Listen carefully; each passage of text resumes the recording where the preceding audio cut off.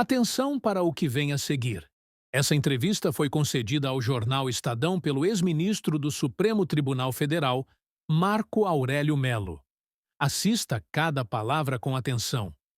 Ele não faz rodeios, não economiza críticas e expõe o que pensa sobre o atual momento do STF, especialmente sobre as decisões do ministro Alexandre de Moraes. O STF vive um momento de extravagância. Quem diz isso não é qualquer um. É o ex-presidente da Corte, Marco Aurélio Mello. Em entrevista bombástica, ele afirma que o Supremo está sofrendo um enorme desgaste institucional e aponta diretamente para as decisões do ministro Alexandre de Moraes como fator central desse abalo. Segundo Marco Aurélio, as atitudes de Moraes são incompreensíveis para o Estado democrático de direito. E vai além. Diz que essas decisões não passarão ilesas, serão cobradas pela história. Mas a crítica não para por aí. Com ironia, Marco Aurélio sugere que, para entender o que está por trás das ações de Alexandre de Moraes, seria necessário levá-lo ao psicanalista. Um recado direto, contundente e que joga mais lenha na fogueira sobre o protagonismo excessivo do ministro nas crises institucionais recentes. O ex-ministro também faz um alerta. É preciso retomar os trilhos da legalidade. Para ele, o STF precisa parar de agir como protagonista político e voltar a ser guardião da Constituição, e não o dono da verdade suprema. Esse desabafo de Marco Aurélio acende o alerta sobre os rumos do Supremo Tribunal Federal. Atenção para o que vem a seguir. Essa entrevista foi concedida ao jornal Estadão pelo ex-ministro do Supremo Tribunal Federal, Marco Aurélio Mello. Assista cada palavra com atenção. Ele não faz rodeios, não economiza críticas e expõe o que pensa sobre o atual momento do STF, especialmente sobre as decisões do ministro Alexandre de Moraes. E você? Concorda com Marco Aurélio? Deixe sua opinião nos comentários. Curta o vídeo e compartilhe. Inscreva-se agora no canal para não perder nenhum bastidor do poder. Ministro Marco Aurélio Mello, muito obrigada, viu, por conversar com a gente. A primeira indagação que eu faço para o senhor, na verdade, é um pedido de avaliação. Eu queria que o senhor avaliasse, me desse o seu ponto de vista sobre essas decisões do ministro Alexandre de Moraes de sexta-feira para cá, porque foi uma decisão na sexta com medidas restritivas, uma decisão complementar, acho que a gente pode chamar assim, na segunda-feira. No seu ponto de vista, ministro, o que é que está certo ou o que é que excede no que foi apontado ali? O que começa errado não pode acabar bem. E começou errado considerada a competência do Supremo. A competência do Supremo está na Constituição Federal e o preceito é exaustivo. O Supremo não é competente para julgar cidadão comum, para julgar originariamente ex-presidente da República, ex-deputado federal ou ex-senador. Basta que indaguemos o atual presidente, quando respondeu criminalmente, ele o fez aonde? Na 13ª Vara Criminal de Curitiba. A legislação não mudou. Por que o ex-presidente Bolsonaro está a responder no Supremo? Isso é inexplicável. E a história em si é impiedosa, vai cobrar essa postura do Supremo, inclusive quanto àqueles que participaram das arruaças de 8 de janeiro, que são cidadãos comuns. Quando o Supremo decide, não cabe recurso a um órgão revisor. Então, o devido processo legal fica prejudicado. Não se avança culturalmente assim, maltratando a lei das leis, que é a Constituição Federal. Agora, o momento é de temperança, é de buscar-se a correção de rumos sem atropelo, principalmente sem partir-se como que para uma censura prévia. Isso é incompreensível em um Estado democrático de direito. O senhor vê, então, nessa decisão de Moraes, censura. Em quais pontos exatamente, ministro? Quando ele proíbe a participação em rede social, quando ele proíbe e aí passa a penar o cidadão, que o cidadão mantenha um diálogo com terceiros e impõe, pior do que isso, impõe a um ex-presidente da República algo que é humilhante, que é o uso tornozeleira. Para quê? Qual é o receio dele fugir? Não pode haver esse receio. Em direito penal, o meio justifica o fim, jamais o fim ao meio, sob pena de termos aí a Babel, de termos um contexto que não se mostrará harmônico com a Constituição Federal. Inclusive, eu tenho lido o noticiário e ele não definiu bem o alcance dessa censura prévia. Censura considerada os ares democráticos da Constituição de 1988 é inimaginável. Qual é a medula do Estado? A liberdade de expressão. Agora, prejudicados, sim, podem entrar com ação visando responsabilizar quem direito penalmente e civilmente. Eu não vejo com bons olhos e fico muito triste, porque o desgaste do Supremo, o desgaste institucional, é enorme. Puxando aí pelo Supremo, o senhor acha que o caminho do Supremo, o Supremo caminha para onde nesse momento? Não sei. Basta considerar que houve uma emenda regimental deslocando a competência do plenário para as turmas em processo crime. Estive 31 anos na bancada do Supremo e nunca julgamos em turma processo crime. Alguma coisa está errada. Eu espero que não se chegue a julgar processo crime individualmente, monocraticamente. Ministro, em relação às decisões de Moraes, e neste caso específico de julgamento dessas decisões sobre o ex-presidente Jair Bolsonaro, o senhor acha que o que está movendo ou embasando essas decisões de Moraes, hein? Eu teria que colocá-lo em um divã e fazer uma análise, talvez mediante um ato maior, uma análise do que ele pensa, o que está por trás de tudo isso.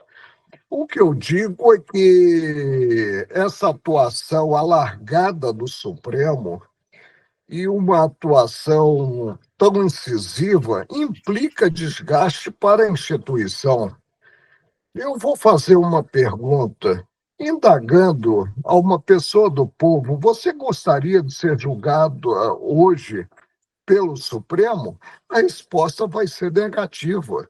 Eu, por exemplo, quando era integrante do Supremo, se me envolvesse em um sinistro, em um desastre de carro com vítima, eu responderia junto ao Supremo. Mas hoje, como ex-ministro do Supremo, o meu foro, o meu juiz natural é a primeira instância. E a primeira instância é com possibilidade de, havendo uma decisão com a qual não concorde, recorrer a um órgão revisor. O devido processo legal fica prejudicado. Hoje o senhor diz, pelas condições que estão impostas ao ex-presidente Jair Bolsonaro, são condições comparáveis ao de um preso condenado? O preso condenado, com sentença não mais sujeita à impugnação, ele cumpre a pena. É preciso observar-se que essas medidas alcançam a dignidade da própria pessoa. O uso de tornozeleira, a proibição de sair de casa, que é praticamente uma prisão domiciliar.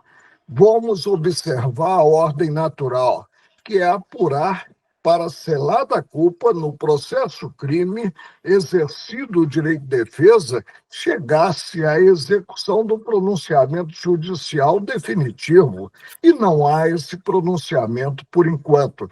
O ministro Luiz Fux divergiu, agora por último, na turma, e se lá eu estivesse, o acompanharia, divergiu quanto à utilização por um ex-presidente da República. Vamos respeitar a instituição que é a presidência da República. Utilizar como se fosse um bandido de periculosidade maior, utilizar a tornozeleira. A tornozeleira é uma apenação que digo humilhante, porque alcança a dignidade da pessoa. Por que que o senhor acredita, então, que os ministros têm acompanhado na turma, em maioria, as decisões de Moraes? Porque Fux ficou voz isolada. É um espírito de corpo que não deveria haver. Quando formei no colegiado, me manifestava espontaneamente, segundo o meu convencimento, não me importando em somar voto. Não há campo para solidariedade no órgão julgador. Cada integrante do órgão julgador deve atuar com absoluta independência, evidentemente acompanhando o colega no que se convencer do acerto da proposição desse colega. O senhor vê alguma previsão, assim, alguma perspectiva de mudança de cenário nesse comportamento da corte a partir do momento que houver mudança na presidência em setembro? Se sim, por quê? O presidente, ele é um coordenador dos trabalhos. Ele não é um superior hierárquico. E cada qual é que tem que compreender a envergadura da cadeira e a importância dos atos que pratique. E aí buscar praticar atos afinados com a legislação, com o arcabouço normativo. Eu repito, o Supremo hoje está na vitrine e é alvo de imensas críticas. Eu, por exemplo, saio, as pessoas me reconhecem na rua, eu nunca fui hostilizado como juiz e reclamo do Supremo. E isso é péssimo. O Supremo é a última trincheira da cidadania, deve agir como última trincheira da cidadania, dando o exemplo, portanto, aos demais órgãos do Poder Judiciário. O senhor avaliaria, então, que falta, de certa forma, algum pulso ali, ou uma orientação mais firme do ministro-presidente da Corte hoje, o Luiz Roberto Barroso? Não, porque fica muito difícil para o ministro-presidente impor certa ótica. O que cabe a ele, no máximo, é fazer uma ponderação no sentido da correção de rumos, E como ele poderia fazer isso? conversando, no diálogo, um diálogo aberto, ainda que reservado, né, com o próprio ministro que está a atuar.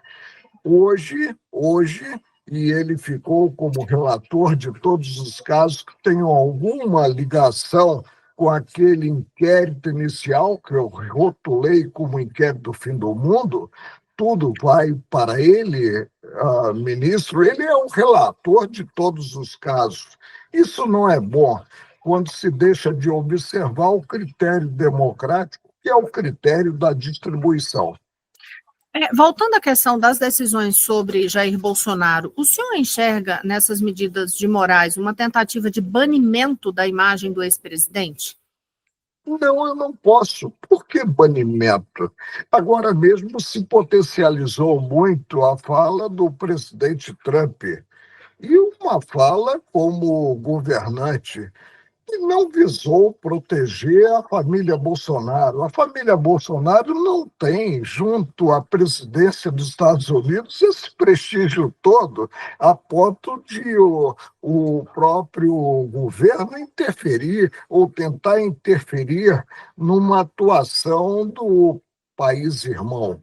Isso aí é algo ingênuo e que precisamos parar para observar qual é a origem em si dessa atuação do presidente Trump.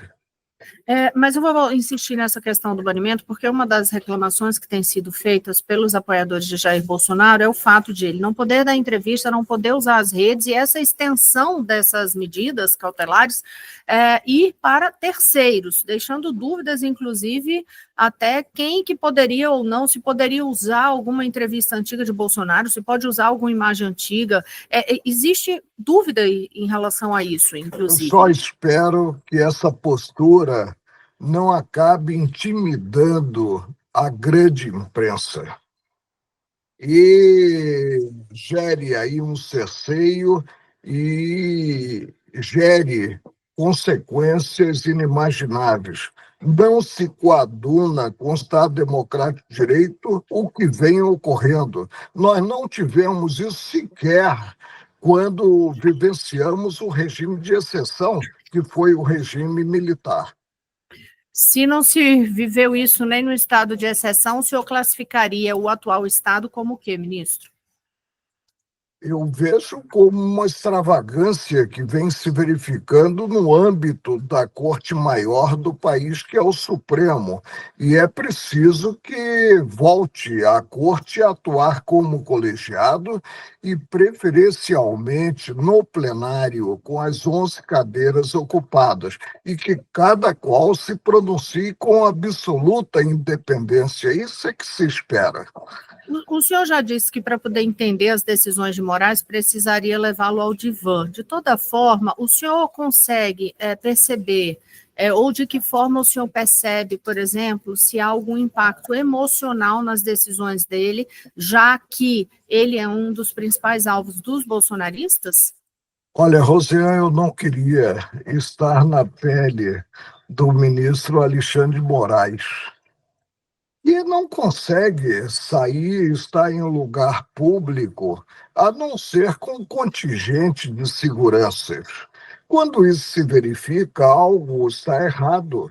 E cumpre aquele que é alvo da hostilização da sociedade observar os atos praticados e evoluir. Não é bom o que venha ocorrendo. Eu, por exemplo, vejo com muita tristeza o que vem sendo praticado e vou repetir. Resulta no prejuízo da instituição e mais à frente a história cobrará esses atos praticados. Ele proibiu, por exemplo, diálogos, mordaça, censura prévia em pleno século que estamos vivendo, é incompreensível. Ministro, muito obrigada, viu? O senhor quer complementar alguma coisa em relação a essa reflexão que a gente está fazendo aqui sobre essas decisões e esse momento do Supremo? Que haja uma evolução e que o Supremo atue não como órgão individual, como vem atuando na voz do ministro Alexandre de Moraes, mas como órgão coletivo e percebendo a repercussão dos atos que pratica. Aí nós avançaremos culturalmente. Ministro, muito obrigada uma vez mais, viu? Boa tarde para o Você senhor. é uma satisfação enorme e que tenhamos aí dias melhores.